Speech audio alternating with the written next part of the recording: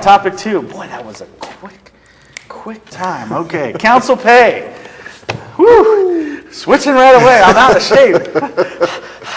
Okay, council pay. This has been around, and it's interesting as this story came up, back during our last season of shows, and it was ridiculed. I mean, when it hit, we came out with a story. Eric Navicka said, "How about 20 to 30,000 for a council pay?" And everybody just kind of attacked him on our responders, and there was really no love for it, even among the other councilors. But now, what's happened is there's been this double side, the other side of the story. Councilors getting so frustrated with the demands of their time, like David Chapman, who's made a couple of very high-profile marching out in protest or frustration, and you've got them legitimately doing all these crazy meetings. That some letter writers are now coming back saying we need to revisit this council pay, and it is, believe me, it is. There's something about this issue that really divides, gets to right in the fault line of this divided community. And those that are on one side believe that this is an agenda for one thing, and those are on another. I don't even think it's about council pay anymore. But there is this issue of our councilors are really busy. So, what do we do? How do we help them out? Well, I think you've got these councilors sitting there deciding or making decisions with a $100 million pot, and they're doing it part-time. They're deciding the future of this area. They're deciding who gets to stay, who doesn't get to stay. The decisions that they're making are so important. You're really going to get what you pay for. And if you want a guy who's spending maybe 10 hours of his week cogitating over these very important issues, then whatever he decides, you've got to live with. I would prefer that guy, that same person, man or woman, to spend a great majority of their time understanding the issues, delving into the research, investigating, knowing this, becoming virtual experts on the issue. But they can't do that if they've got to hold down another job and they've got various different diverse other responsibilities and obligations. And being on the city council, okay, well, I got to show up at this meeting. I know it's going to be stagnant by the time I'm done. Yeah, it gets a bit frustrating. I can sympathize or empathize with Chapman.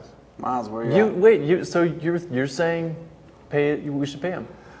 I think you get what you pay for, and we're not happy with what we have because we're not paying them anything. Yeah. And so they're giving us what they can, which is not enough. Yeah.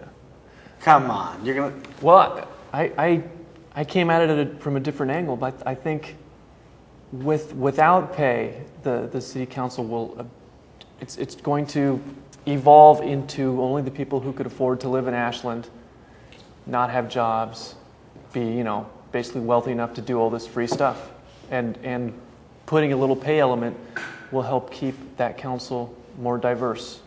See, that's been always the argument, but here's my problem. You've got a council, and this is probably maybe reflects some of the other side, but you've got a council with an agenda, and right now our council doesn't represent what you're saying. This. Only the highly wealthy that can afford it and all the rest. I said it would. It may get there's there. a danger of it evolving to that. But what if the issue isn't pay? It's workload. If the council, why are we paying so much salary to professional staff people? Who do we really seriously want doing this nuts and bolts issue of, say, planning, other than maybe professional planning staff that are paid a good wage to do that 40 hours a week and still have a lot to learn? Or, anybody, me, off the street going, I'll study my planning code and then I'll weigh in on it. I think we've just gotten to a level of minutia that is taking unqualified representatives who are there to set a vision and a leadership, not to do this kind of minutia, and they're taking the job of staff who are paid to do that and undoing it and making more work for themselves. Divide it. Make your representative leaders set the tone. Empower the staff to do it. You save money, and you have probably better government. I think you have a problem because you're not getting good leaders. And the reason you're not getting good leaders is because they have divided loyalties on their time.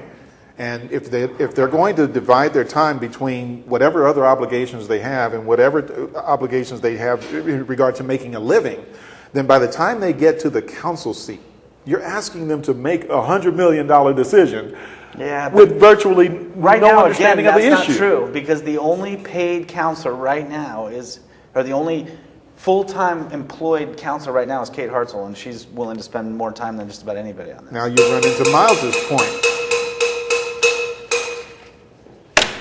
Man, we're going fast. Okay. We need another timekeeper. What is with the timekeeper? He's like, I got plans.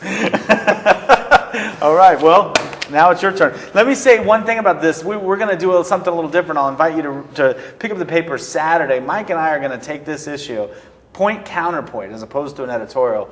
And I think you've seen some of our different views. We're gonna write on those in the paper on Saturday, and then I don't know where we'll end up. I guess Miles may end up having to be the deciding vote. Who knows? Maybe write the editorial. So send your emails to him and go to our website and let us know what you think of this issue before we write on it. All right.